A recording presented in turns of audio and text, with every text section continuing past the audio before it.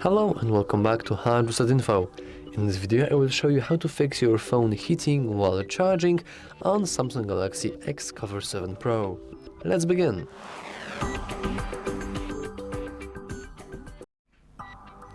And you will be surprised because there is nothing to fix.